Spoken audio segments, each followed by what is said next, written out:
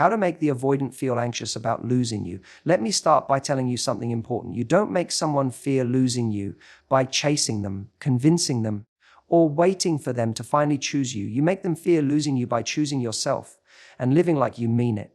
Avoidant people often pull away the moment connection deepens. But here's the secret, they're not afraid of you. They're afraid of needing you. So when you try harder, they pull further. But when you step back, not out of manipulation, but from dignity, you show them something rare, you're not afraid to lose them. And that's when it hits them. They start to feel your absence. They notice you're not orbiting them anymore. This isn't about you not there. Wait, was I wrong to think they'd always be there? If someone only realizes your value when you're gone, let them. Your job isn't to convince them you're worth staying for. Your job is to become so grounded, joyful, and magnetic in your own life that not being with you becomes a loss they can actually feel. So don't try to punish them. Don't try to make them jealous. Just become a you-not. Just become a person they can't access unless they rise to meet you. Let them feel what life is like without your energy. That's when the avoidant starts to worry because they're no longer avoiding pressure. They're avoiding losing something real. The first instinct when someone you care about pulls away is to try harder. You might text more, suggest plans, ask what's wrong, or remind them how good things were. You might feel the urge to prove that you're safe, that you're worth staying for, that they don't need to run. But with an avoidant person, this backfires almost every time. The more you chase, the more they retreat. It's not because you're doing something wrong in showing care. It's because avoidants are wired to perceive closeness as pressure, even when it's coming from a healthy place. When they feel overwhelmed or afraid of losing their independence, your pursuit, no matter how kind, can feel like emotional suffocation to them. That's why the most powerful shift you can make is to stop chasing and start choosing yourself. It's not about ignoring them or playing games. It's about tuning into your own emotional needs instead of hyper-focusing on theirs. Every time you suppress your truth just to keep them comfortable, when you don't speak up, when you settle for breadcrumbs, when you wait endlessly for their half-hearted replies, you send a message that their inconsistency is acceptable. And over time, you train them to believe that you'll always be there. This isn't no matter how little they give. But when you begin to choose yourself, everything changes. You stop texting first when your messages are met with silence. You stop rearranging your life for someone who doesn't make room for you in theirs. You start noticing how you feel around them, not just how they feel about you. That's the moment when your energy shifts. You're no longer coming from a place of fear or lack. You're no longer trying to earn their affection. You're standing in your worth. This isn't about punishment. It's about protection, protecting your time, your heart, your emotional peace. When you start prioritizing yourself, the avoidant notices something unfamiliar. You're no longer glued to their uncertainty. They start to feel the change, absence of your effort, the silence in your space, the peace in your detachment. And that peace is powerful because it signals that you're not afraid to be alone. You're not afraid to walk away from someone who doesn't meet you. You don't need their approval to validate your value. The more rooted you become in your own life, the less you need to control how someone else shows up. That's magnetic. Not because you're trying to be, but because confidence. Real confidence is rare. When you stop chasing and choose yourself, you create space for people to step up or step out. And either outcome is a win. This isn't about you not, because you're not just waiting to be chosen anymore. You're doing the choosing. You've turned your focus inward. You've realized that the real loss wouldn't be losing them. It would be losing yourself just to keep them. And that's a price you're no longer willing to pay. When someone has avoidant tendencies, they're often hypersensitive to emotional closeness. Even if they enjoy your company, even if they care, too much consistent intimacy can start to feel threatening. That's when they begin to withdraw. They text less, cancel plans, or become vague about how they feel. And in response, the anxious part of you may kick in. You feel the distance, so you try to bridge the gap. You send more messages, offer reassurance, or ask what's wrong. It all comes from a genuine place of care. But what often happens is that your presence starts to feel heavier to them, not because you are, but because they associate intimacy with pressure or loss of autonomy. That's where the real power of absence comes in. Presence is important. It builds connection. It shows you care. But if your presence becomes expected, taken for granted, or even resented, then it loses impact. Sometimes silence speaks louder. When you step back from someone who is pulling away, not out of anger or manipulation, but from calm self-respect, you create a noticeable shift in dynamic. You no longer make yourself overly accessible to someone who isn't meeting you halfway. And that space becomes a mirror. Not just for them, but for you. The avoidant person now has room to feel. They're not constantly being met with your energy, your questions, your availability. Instead, they're left with the echo of your absence. And that's where awareness begins. They may start to notice the way your presence used to make life feel warmer, more connected, more alive. They begin to contrast what life felt like with you in it against the emotional quiet that now exists without you. And the avoidant, who once felt suffocated by closeness, might start to feel the discomfort of distance. A discomfort they don't expect. It's not that they instantly change or that they'll suddenly become secure, but for the first time, they might actually reflect, because you're not there to fill the silence for them anymore. You're not buffering their discomfort with your effort. Your absence becomes the very thing that allows space for their feelings to catch up. It gives them time to realize what they're missing. Instead of reacting defensively to what they think they're avoiding, this isn't a punishment, it's a pause. A respectful removal of your energy from a situation that's not reciprocating. And in that pause, two things happen. You protect your emotional integrity, and you give them the rare chance to feel the cost of not having you in their life. It's counterintuitive, especially when you care deeply, but sometimes the most loving act isn't to stay. It's to give space, to allow absence to do what presence could not. It's in that space that clarity emerges, for both of you, and whatever they decide to do with that space, you'll know you didn't lose them. You simply stopped holding a place they weren't ready to fill. Self-worth is not a slogan. It's not something you recite in the mirror once and expect your life to change. Real self-worth is something you live. It's in your choices, your boundaries, and your energy. And most importantly, it's in how you respond when treats you with indifference, inconsistency, or emotional distance. You can say you know your worth all day long, but if you continue to show up for someone who won't meet you halfway, your actions are telling a different story. That's where so many people get stuck, saying the right things but living out the same painful patterns. When you're dealing with an avoidant person, it's easy to fall into the trap of proving yourself. You might try to show them how safe, loyal, or loving you are. You might wait patiently for them to come around, thinking that your consistency will eventually win them over. But here's the truth: people don't respect words, they respond to energy. They respond to standards that are non-negotiable, not just spoken. You can't talk someone into treating you better. You have to embody the kind of self-respect that doesn't tolerate anything less. Embodying self-worth means making decisions that protect your peace, even when it hurts. It means walking away from confusion and leaning into clarity, even if that clarity leaves you alone for a while. It's the quiet strength in choosing not to engage when someone gives you crumbs.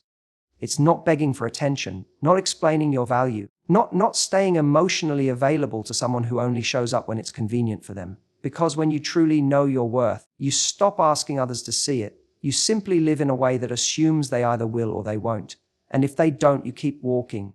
Living this way doesn't mean you don't feel the loss. It doesn't mean you stop caring. It means you stop prioritizing someone else's comfort over your own truth.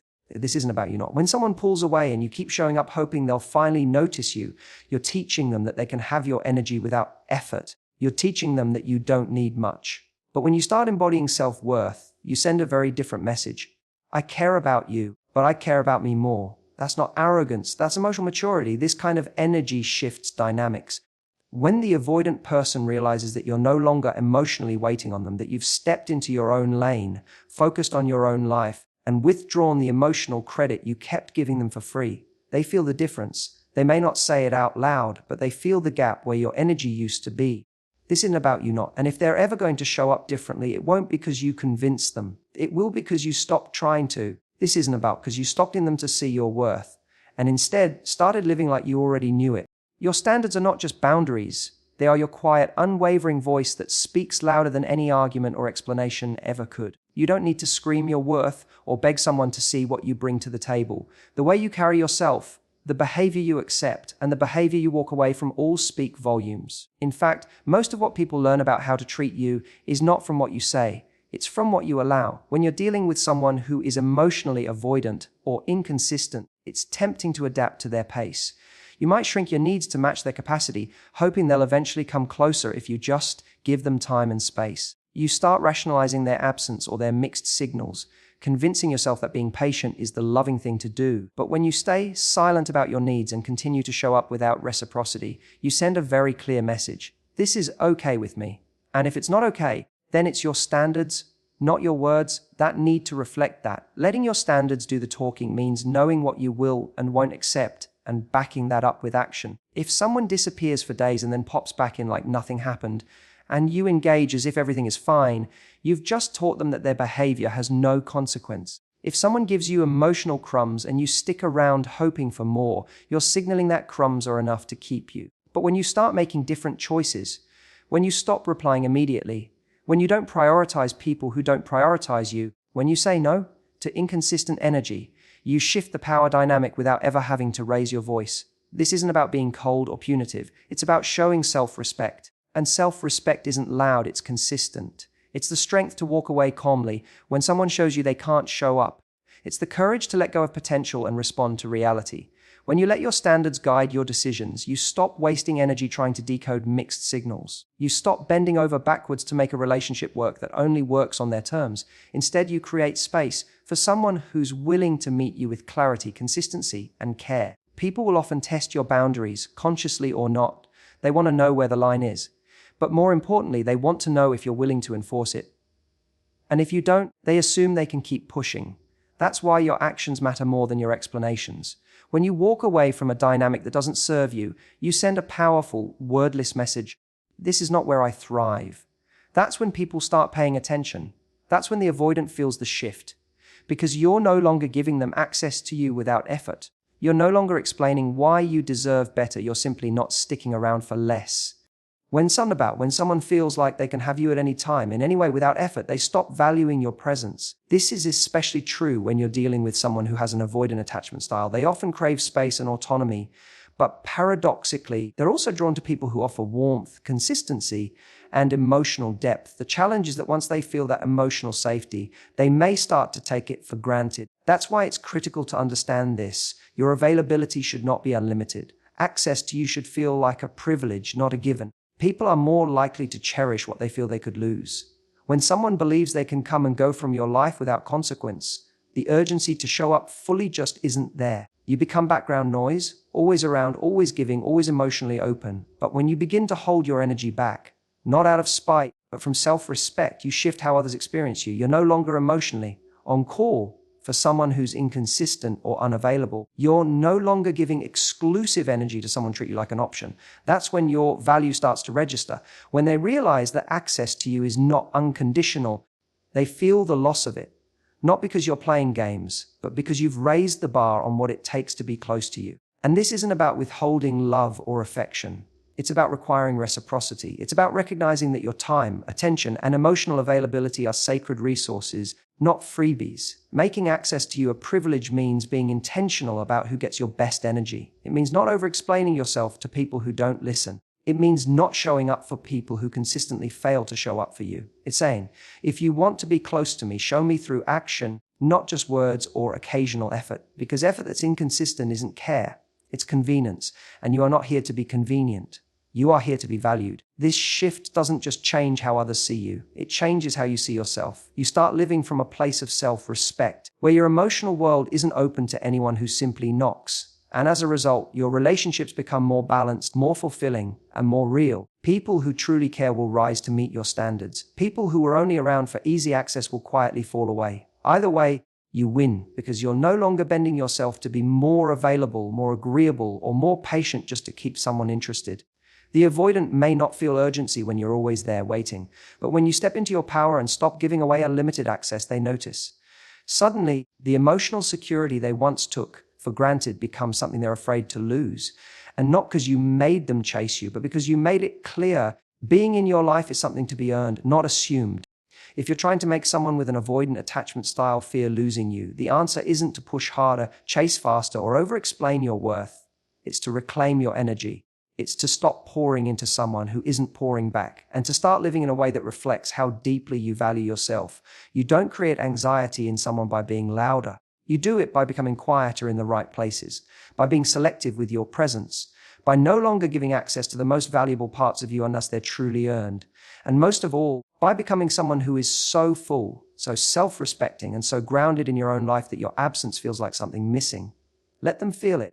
Let them notice the shift when you stop carrying the connection on your back. Let them sit with the silence that used to be filled with your effort, your kindness, your constant care. And this isn't about you not. And while they're wondering where you went, you'll be exactly where you need to be. Choosing yourself, honoring your worth, and creating space for someone who won't need to lose you to realize what they had. Because you are not here to convince anyone.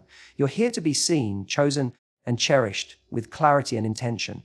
Thank you for listening, for showing up for yourself, and for taking the time to reflect on what you truly deserve.